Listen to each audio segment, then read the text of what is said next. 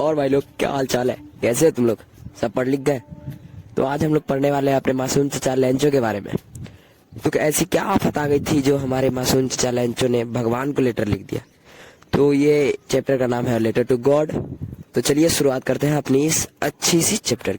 तो यार, एक वैली है जहाँ पे मात्र एक ही घर है जो कि हमारे चचा का है, जहाँ से बहुत ही खूबसूरत नज़ारे दिखते हैं और चचा का एक कॉर्नफील्ड दिखता है, जहाँ पे हमारे चचा खड़े होते हैं और बहुत ही परेशान दिख रहे थे क्योंकि कई दिनों से बारिश नहीं हो रही थी। और फिर वो नॉर्थ ईस्ट आसमान की तरफ देखते हैं और बोलते हैं कि लगता है आज बारिश होने वाली है। वैसे ही हमारी चाची यानी कि चचा जी की पत्नी घर से बाहर निकलती है और कहती है कि अगर भगवान ने चाहा तो बारिश जरूर होगी। फिर थोड़ी ही देर बाद हमारी चाची यानी कि चचा जी की पत्नी सभी को आवाज लगाती है कि सब आ जाओ, डिनर रेडी है। जैसे ही सब डिनर के लिए घर में जाते हैं वैसे ही बाहर बारिश होनी शुरू हो जाती है।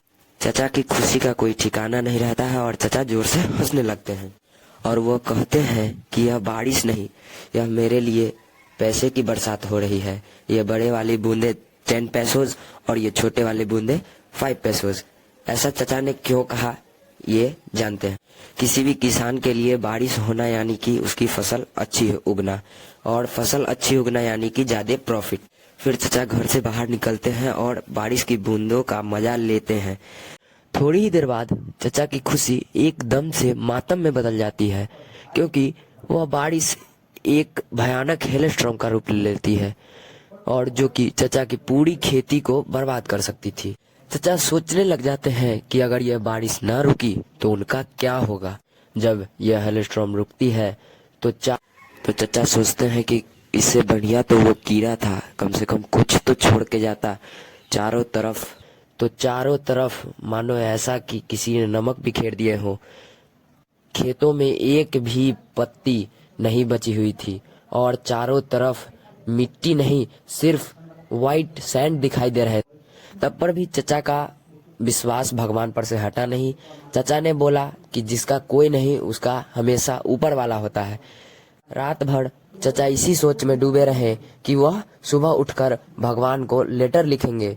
और जब चचा सुबह उठे तो उन्होंने लेटर में लिखा कि आपने जो हेलस्टॉर्म की बरसात मेरे खेत को बर्बाद करने के लिए करवाई है उसकी भरपाई आपको करनी पड़ेगी।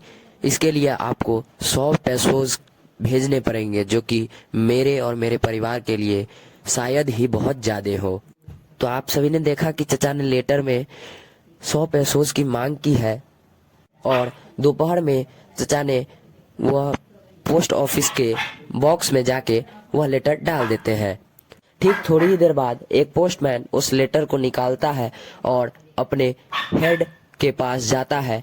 हंसते हंसते वह उस लेटर को अपने हेड को दिखाता है और उसका हेड भी उस लेटर को पढ़ के खूब हंसता है और कहता है कि ऐसा एड्रेस कहाँ है, किसी ने देखा है? फिर हेड बात को समझता है और अपने पोस्ट ऑफिस में जाके सभी कर्मचारियों से पैसा इकट्ठा करने के लिए कहता है जो कि उस चचा की मदद हो सके। तो बैंक मैनेजर और बैंक के कर्मचारियों ने जैसे तैसे करके 70 पैसोज इकट्ठे कर लिए थे चचा की मदद के लिए। फिर जब कल सुबह चचा वो लेटर लेने आते हैं तो बैंक के कर्मचारी पूरी डिस्कशन के साथ उस लेटर को चचा के हाथ में थमा देते हैं। चचा उस लेटर को पकड़ते ही पूरे खुश हो जाते हैं और सोचते हैं कि इसमें तो पैसे होंगे। जब चचा वह लेटर खोलते हैं तो वह दंग रह जाते हैं क्योंकि उनमें 100 पैसोज के अलावा 70 पैसोज ही थे और वो सोचते हैं कि भगवान ऐसी गलती तो नहीं कर सकता है, यह जरूर इन कर्मचारियों का काम होगा।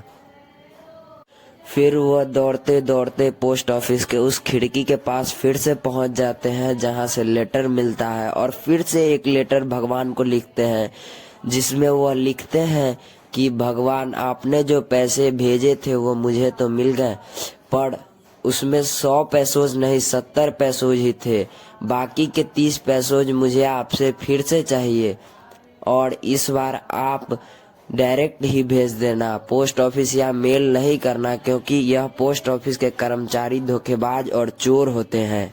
तो भाई जिन्होंने मदद किया उन्हीं को चचा ने चोर थमा दिया। तो भाई यहीं पे आपकी होती है कहानी समाप्त। तो देखा जैसा कि चचा ने भगवान को लेटर लिख दिया और वहां से रिप्लाई भी आ जाता है। ऐसा मौका अगर आपको मिले तो आप क्या लेटर में लिखोगे जो कि रिप्लाई आ जाए? मुझे तो लगता है अधिकतर बच्चे बोर्ड में पास होने के लिए लिखेंगे।